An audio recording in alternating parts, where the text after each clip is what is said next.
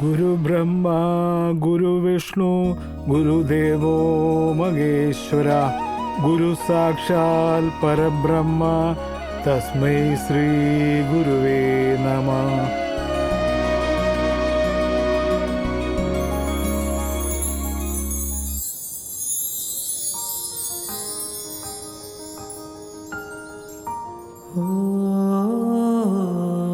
ഗുരു തന്നെയാണ് ബ്രഹ്മാവ്, ഗുരു തന്നെയാണ് വിഷ്ണു, ഗുരുവാണ് മഹേശ്വരൻ, ഗുരു തന്നെയാണ് പരബ്രഹ്മം. അങ്ങനെയുള്ള ഗുരു സമർപ്പിതയ്ക്ക് എന്റെ പ്രണാമം. എനിക്കറിയാം അച്ഛൻ എന്നോട് പിണക്കമാണെന്ന്. ഒരുപക്ഷെ നമ്മൾ തമ്മിലുള്ള ഈ അകലം മാറലായിരിക്കാം എനിക്കെന്റെ അച്ഛന്റെ മനസ്സിൽ വീണ്ടും ഇടം കണ്ടെത്താൻ സാധിച്ചില്ലെന്നും വരാം. പക്ഷെ ഒരു കാര്യമുണ്ട്, എന്റെ ഈ ശ്വാസം നിലയ്ക്കുന്നതുവരെ ഈ ഹൃദയം എന്റെ അച്ഛന് വേണ്ടി തുടിച്ചുകൊണ്ടേയിരിക്കും. എന്നെ അനുഗ്രഹിക്കണം അച്ഛാ.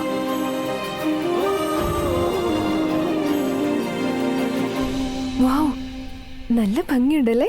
ഗുരുപൂർണിമ എല്ലാ വർഷവും ഉണ്ട്, പക്ഷേ മുഴുവൻ കുടുംബവും പങ്കെടുക്കുന്ന പോലെ ഇങ്ങനൊരു ഗുരുപൂർണിമ ഇത് ആദ്യമായിട്ടാ. ഞങ്ങൾ ഈ വീട്ടിൽ ഇതുപോലെ പലതും കാണുന്നത് ആദ്യമായിട്ടാ. ചേച്ചി ഈ വീട്ടിൽ വന്നപ്പോ തൊട്ട് ഡെയിലി എന്തെങ്കിലും തമാശയൊക്കെ നടന്നുകൊണ്ടിരിക്കും.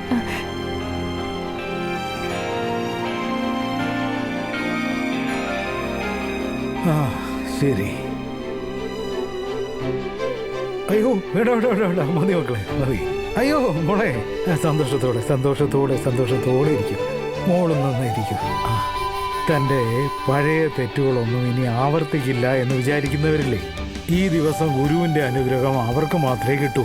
പിന്നെ അവരുടെ ഗുരുവിൻ്റെ ശിരസ് കുനിയുന്ന രീതിയിലുള്ള ഒരു പ്രവൃത്തിയും ഒരിക്കലും ചെയ്യില്ല. അതാണ് ഗുരുവിനുള്ള ഏറ്റവും വലിയ ദക്ഷിണ.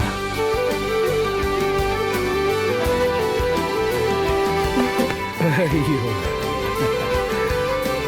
ആ മോളെ നീ വാ. അങ്ങനെ ഒരു തെറ്റ് എൻ്റെ ഭാഗത്തുനിന്ന് ഉണ്ടായിട്ടുണ്ട് അച്ഛാ.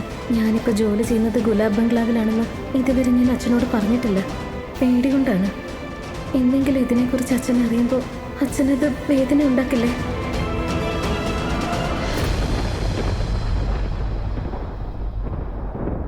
അച്ഛാ, ഞാൻ വളരെ ലക്കിയ. എനിക്ക് അച്ഛന്റെ രൂപത്തിൽ നല്ലൊരു ഗുരുവിനെയല്ലേ കിട്ടിയേ.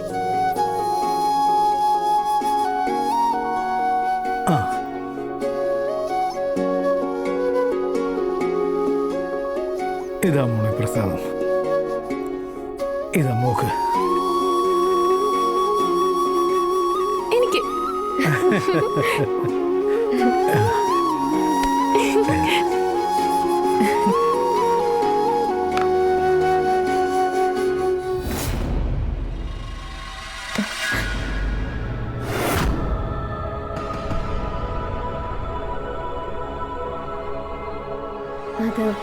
എനിക്കറിയാം ഈ പ്രസാദം നീ ആർക്ക് വേണ്ടിയാണ് കൊണ്ടുപോകുന്നത്.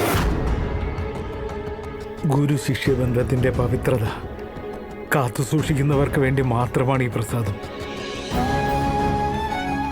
നിന്റെ സഹോദരൻ എപ്പോഴോ എന്റെ ശിഷ്യനായിരുന്നു. തെറ്റായ വഴിയിലൂടെ സഞ്ചരിച്ച അവൻ ഈ ബന്ധത്തെ നേരത്തെ തന്നെ അപമാനിച്ചു കഴിഞ്ഞിരുന്നു. അതുകൊണ്ട് അവൻ ഈ പ്രസാദം കഴിക്കാൻ യോഗ്യതയില്ല.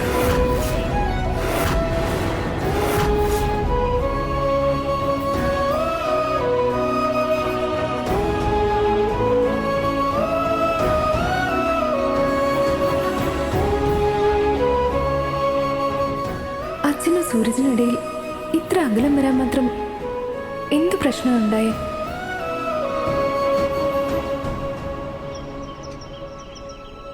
അച്ഛാ, ഇത് എന്റെ വകയായിട്ട് അച്ഛന് ഗുരുപൂർണിമയ്ക്കുള്ള ഗിഫ്റ്റാ. ഇതാ വാങ്ങിച്ചു. അതെന്തായാലും കൊള്ളാലോ മോളെ, ഞാൻ നോക്കട്ടെ.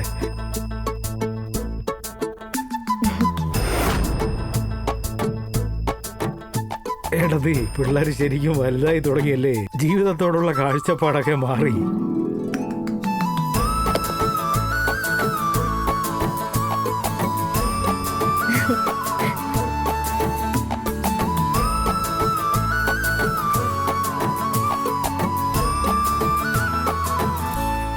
ഇത് കൊള്ളാം.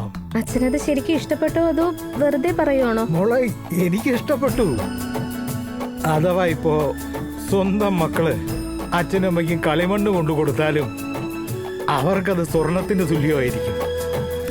എന്തായാലും ഇതൊരു കണ്ണടയല്ലേ, എനിക്കിത് ഒരുപാട് ഇഷ്ടപ്പെട്ടു. വല്യച്ഛ, എന്റെ വകയും ഗിഫ്റ്റ് ഉണ്ട്. ആയിക്കോട്ടെ, നിന്റെ ഗിഫ്റ്റ് ഞാൻ സ്വീകരിച്ചതായി പ്രഖ്യാപിച്ചിരിക്കുന്നു.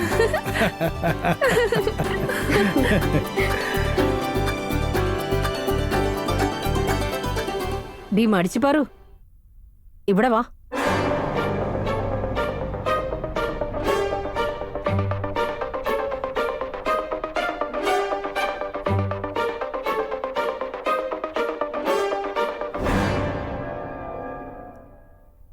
എന്താ അമ്മേ?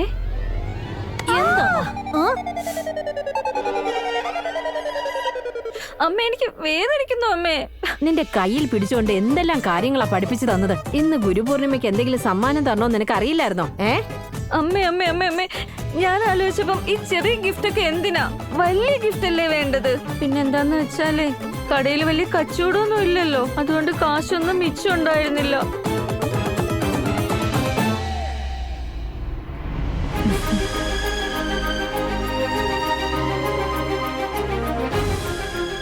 എന്റെ ദൈവമേ, എന്താ ഇത്?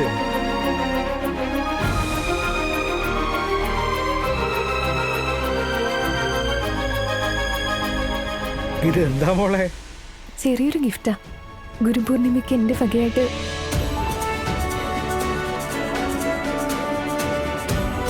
ഇവിടെ വരുന്നതിന് മുന്നേ എനിക്ക് ജീവിതത്തെ പറ്റി ഒരു രൂപരേഖ മാത്രമേ ഉണ്ടായിരുന്നുള്ളൂ. പക്ഷെ ജീവിതത്തെ അടുത്തു നിന്ന് അറിയുക, ബന്ധങ്ങൾ എന്താണെന്ന് അറിയാനും അനുഭവിക്കാനുള്ള ഭാഗ്യം ഇവിടുന്ന് ഉണ്ടായേ.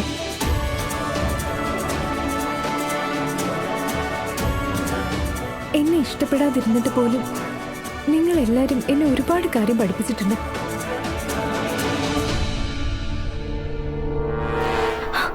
എന്റെ പൊന്നമ്മേ, അവള് പറഞ്ഞത് കേട്ടില്ലേ? അതെന്താ എല്ലാവരുടെയും മുമ്പിൽ വെച്ച് അമ്മയെ താഴ്ത്തി കിട്ടുകയും വലിയച്ഛനെ പുകഴ്ത്തുകയല്ലേ ചെയ്തത്?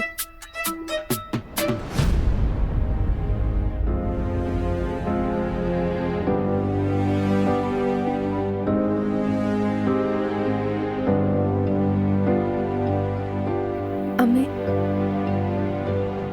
ഈ ഗിഫ്റ്റ് അമ്മയ്ക്ക് വേണ്ടിയാ.